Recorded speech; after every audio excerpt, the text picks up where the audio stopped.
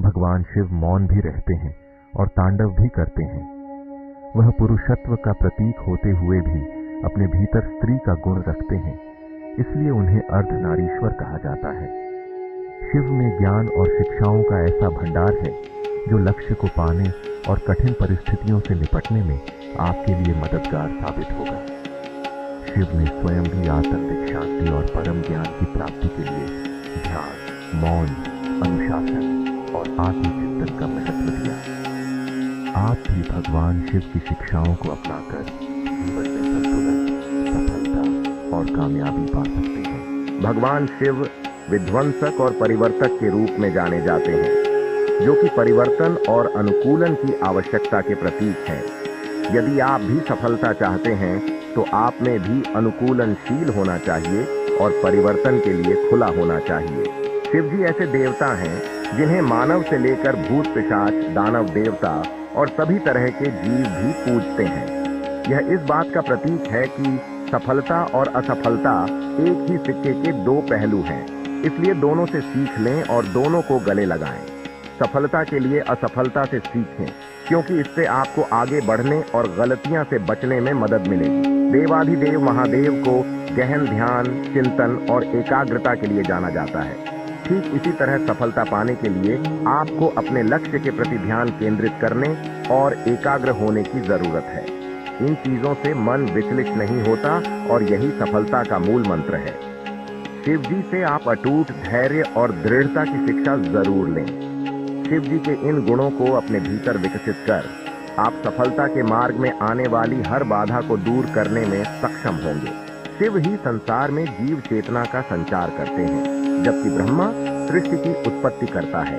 इस तरह शिव प्रथम, विष्णु द्वितीय तथा ब्रह्मा तृतीय स्थान पर हैं, जबकि सांसारिक मान्यताओं में ब्रह्मा को प्रथम, विष्णु को द्वितीय तथा शिव को तृतीय प्रलयकारी के रूप में जाना जाता है। देवों का देव कहे जाने वाले भगवान शिव कभी भी स्त्री और पुरुष के बीच भेदभाव नहीं करते। उनकी हर फोटो में माता पार्वती ठीक उनके बराबर में विराजमान रहती है। इसका मतलब है कि आप भी अपनी पत्नी और घर में दूसरी महिलाओं का सम्मान करें और उन्हें कमतर न आंकें। भगवान शिव कैलाश पर्वत पर विराजते हैं। बेलपत्र, धतूरे, फल उनके पसंदीदा चीजें हैं। बैल उनकी सवारी है। ये सारी चीजें दर्शाती हैं कि भगवान शिव छोटी चीजों में खुश रहने वाले देवता हैं, कोई दिखावा नहीं। और जिंदगी में आपने इस चीज को सीख लिया तो समझ लीजिए बहुत बड़ी विजय प्राप्त कर ली। भगवान शिव हर किसी को समान दृष्टि से देखते हैं। उनकी महिमा ऐसी है कि देवता ही नहीं, राक्षसों और दूसरे प्राणी भी उन्हें पूजते हैं। कहते हैं कि जिनका त्याग सभी देवी देवता कर देते हैं, शिव उन्हें भी अपना लेते हैं। यहाँ ये सीख मिलती है कि सभी प्राणियों के प्रति समान भाव रखना चाहिए। भगवान शिव हर किसी का कल्याण चाहते हैं, तभी तो उन्होंने समुद्र मंथन में निकला विष भी बिना सोचे ग्रहण कर लिया था। आप किसी दूसरे का कल्याण करेंगे तो भगवान सदैव आपका कल्याण करेंगे। इस सोच को जीवन में अपनाएं और निस्वार्थ भावना से दूसरों की मदद करें। आपका जीवन सुखमय हो जाएगा। शिव ही एकमात्र ऐसे देव हैं जो संसार का प्रबंधन संभालते हैं। उन्हीं के द्वारा ज्ञान तथा वैराग्य जैसे मूलभूत दिव्य साधना का साक्षात्कार करती है। इन अवस्थाओं का ज्ञान एवं अनुभव आध्यात्मिक परमात्मिक स्थितियों से होकर गुजरता है। संसार तथा ब्रह्मांड के समग्र में भगवान शिव का परम तेज बिंदु अपनी गति से समस्त जीवात्माओं को प्रकाशित करता है। ये सभी जीवात्माएं शिव के उस स्वरूप का दर्शन व अनुभव करती हैं, जिसके अंतर्गत संसार की ये सभी परिस्थितियां आश्रम व्यवस्था पर आधारित हैं। शिव की कृपा एक परम गुरु के रूप में हमारे सामने युगों से चली आ रही है, जो हमें जीवन को बेहतर बनाने की कला, वर्तमान से संघर्ष करते हुए समस्त विकारों पर नियंत्रण करके जीवन यात्रा को विजयी बनाती है। गृहस्थ एवं संन्यास के माध्यम से दो विशेष स्थितियां जीवकल्प में प्राप्त होती हैं। दोनों का ध्येय शिव के परम दर्शन प्राप्त कर सांसारिक यात्रा को विराम देकर जीवन मृत्यु के बंधन से मुक्त होने का प्रयास ही माना जाता है। भगवान शिव ऐसे अघोरी हैं जिनके द्वारा संसार की समस्त दिव्य शक्तियां, क्रियाएं तथा प्राकृतिक दृष्टिकोण से संतुलन की उन अवस्थाओं का ज्ञान हमें प्राप्त होता है, जो वर्ण व्यवस्था के साथ आश्रम व्यवस्था को भी हमें अनुभूत करवाता है। अध्यात्म शब्द से देखें तो दो प्रभाव उल्लेखित होते हैं, जिसमें क्रमशः अधिआत्म अर्थात वह आत्मा जो अधिभूत अधियज्ञ के नाम से जानी जाती है। क्योंकि समस्त भागवदीय अनुक्रम पंच महाभूतों से संबंधित है, देव षडायन की पौराणिक मान्यता पर निर्भर करता है। इन अवस्था व व्यवस्थाओं को शिव अपने अंश मात्र से धारण किए हुए हैं।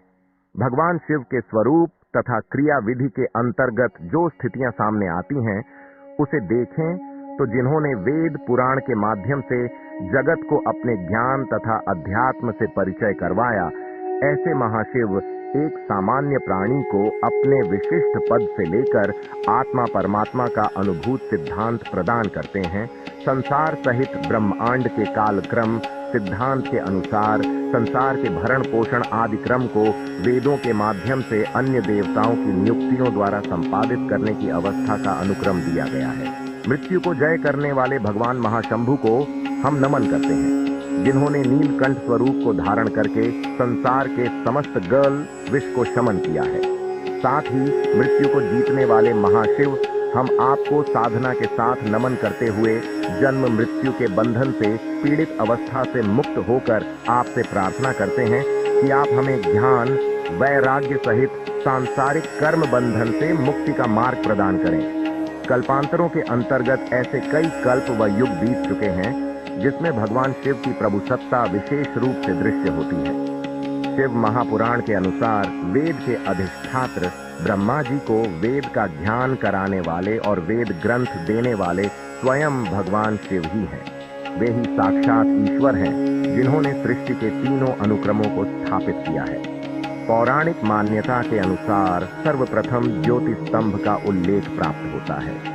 कोटि रुद्र संहिता तथा शतरुद्र संहिता में भगवान शिव के परम प्रकाशमयी तेजोमयी दिव्य तेज का पुंज जागृत हुआ, जिसके द्वारा विष्णु जी की उत्पत्ति हुई। विष्णु के द्वारा नाभि कमल पर ब्रह्मा जी की उत्पत्ति का उल्लेख प्राप्त होता है।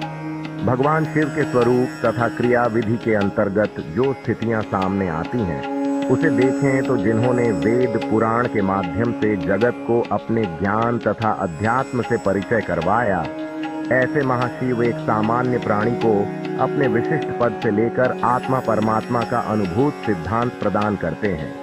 संसार सहित ब्रह्मांड के कालक्रम सिद्धांत के अनुसार संसार के भरण पोषण आदि क्रम को वेदों के माध्यम से अन्य देवताओं की नियुक्तियों द्वारा संपादित करने की अवस्था का अनुक्रम दिया गया है। भगवान शिव के गले में जो नाग लिपटा रहता है, उसका नाम वासुकी है। यह शेषनाग के बाद नागों का दूसरा राजा था। वासुकी के बड़े भाई का नाम शेषनाग है। शिव जी ने खुश होकर इसे गले में डालने का वरदान दिया था। दोस्तों, आज की वीडियो में इतना ही। मिलते हैं एक नए दिन के साथ। नई वीडियो में अपने विचार हमें कमेंट करके जरूर बताएं।